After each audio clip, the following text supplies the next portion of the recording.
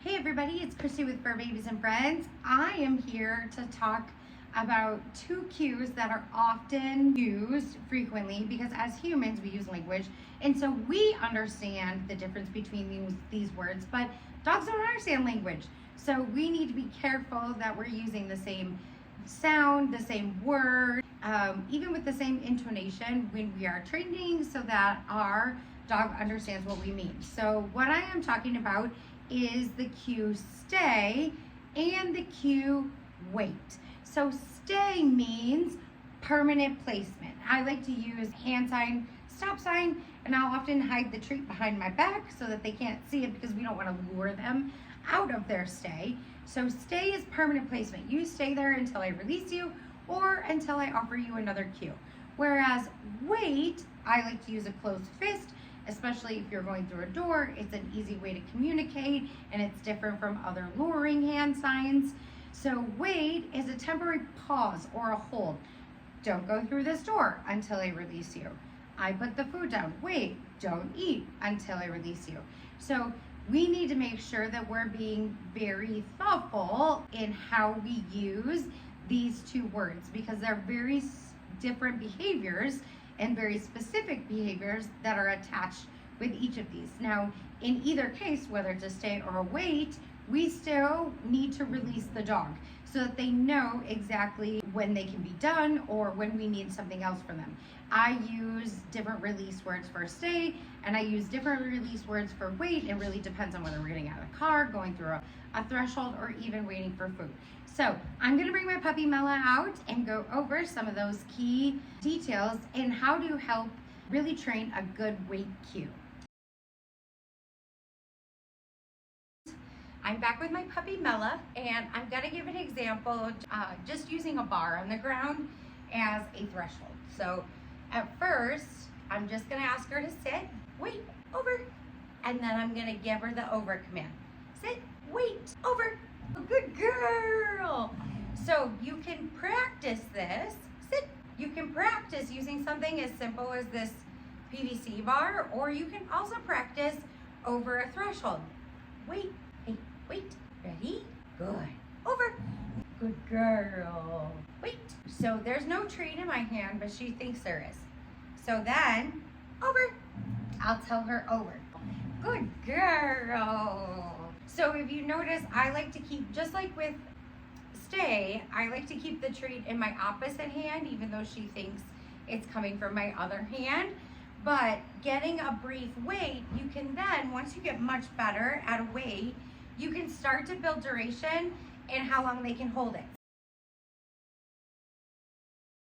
Okay, we are back. We are actually at my front door and I have Apollo here to help. So the first thing you want to do, or the first step that is the most important, is make sure you have a good default behavior.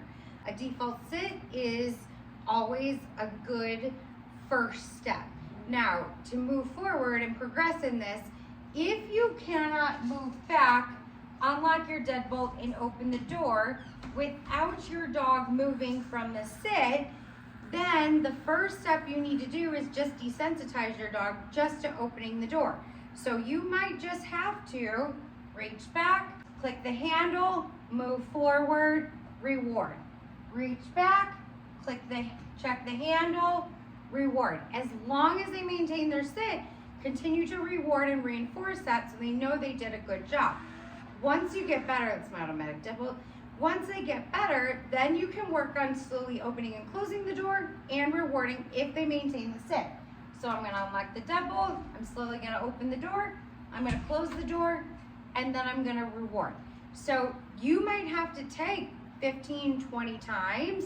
It might take your dog longer if they build a lot of power in learning how to bolt through the door. So go really slow and make sure that you reaching for the door isn't the dog's initial trigger to get up and move towards the door.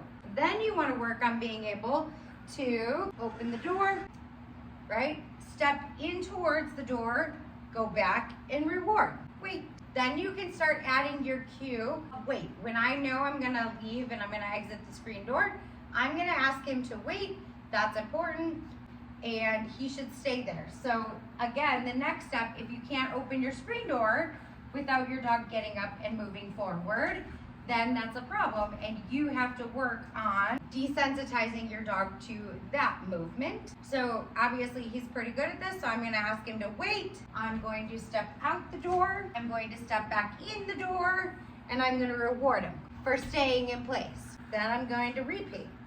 I'm going to ask him to wait, I'm going to step out of the door, I'm going to step back into the door. Now notice I'm not telling him to stay also.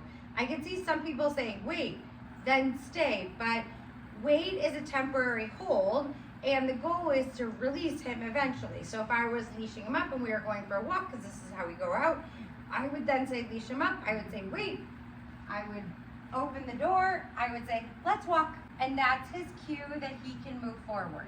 So that is, it's important that you pick a release cue that's going to work for you. So we'll try it again. So from start to finish, let's pretend I have leashed him up already. He gives me a default sit.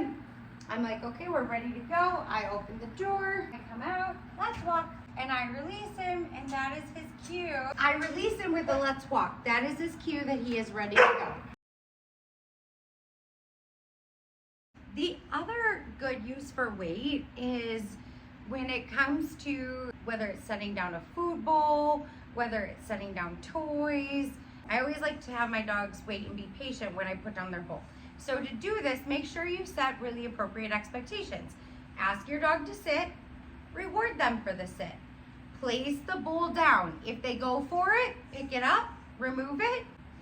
Okay, so that is kind of the consequence. Wait, nope. She goes for it again, wait, sit. She goes into a down, which is good. I'm gonna reward her for a down while I place the bowl down. Wait, she goes for it again. She's got treats in here, not just kibble, so she's really excited about it. Sit, ma'am, wait, good, get it. So she finally waited for a second, waited long enough, looked at me, gave me eye contact, and that's really important. We wanna make sure that they're looking at us and being respectful. So let's try it again. I'm going to hold the bowl and see if she figures out she has to give me a default sit. This is a good impulse exercise that you can practice with your dogs and let them figure out, let them problem solve how or what they need to do in order to get what they want. So there, she gave me a sit. So I'm going to reward her for that sit. Now I'm going to tell her to wait. I'm going to place, she breaks the sit, I bring the bowl back. And you can cover it if your dog is being overly forward. Wait, she gives me a down, but pops up. She doesn't, wait, get it, good girl. So she cannot get her food or whatever is in the bowl until she hears get it. That is my release word for it. You can use whatever release word you want, but I like to use the word give it, get it. Wait. So I'm going to give him a closed hand sign. I'm going to ask him to wait. I'm going to put the food bowl down. And with him, I'm going to wait. Good boy, get it. With Apollo, he knows he has to give me eye contact before he can eat whatever is in the bowl. Notice how he kept the sit. He gave me eye contact, and then I released him. You can also practice the exact same steps with the car, right?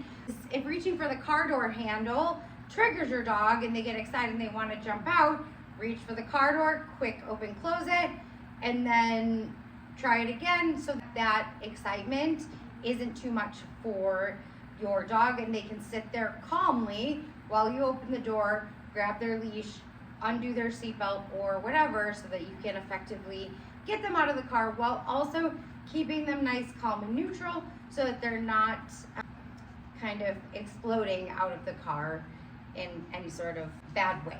So hope you found this helpful of how to use weight or practical everyday implications of using weight.